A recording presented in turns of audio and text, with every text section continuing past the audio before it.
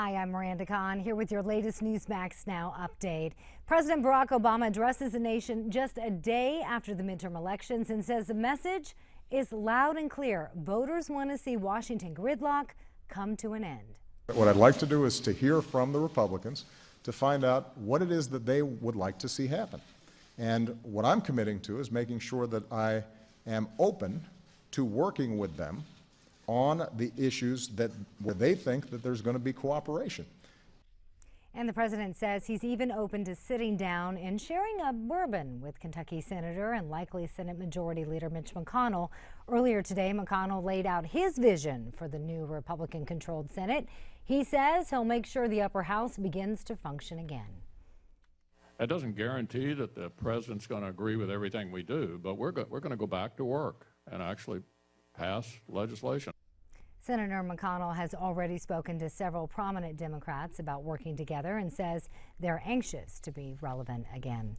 Republicans may continue to increase their majority in the upper house next month if they take the Louisiana Senate seat. Now, down in the Bayou State, incumbent Mary Landrieu and Republican Bill Cassidy are back on the campaign trail today after neither candidate received 50% of votes needed to win. The two will square off again in a runoff election in December.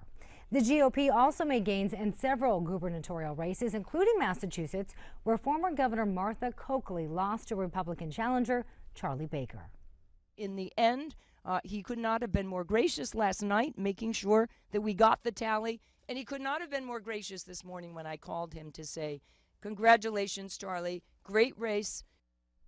And Governor-elect Charlie Baker becomes the first Republican leader in Massachusetts since Mitt Romney left that office in 2007. Well, some call it a victory in the fight against obesity. Berkeley, California is the nation's first city to pass a tax on soft drinks. The new measure places a 1 cent per ounce surcharge on sugary beverages. Proponents say the fee will reduce consumption of the drinks, which many doctors say contribute to the nation's obesity epidemic. And just like Republicans had an historic midterm election, art lovers made history at a Sotheby's auction in New York.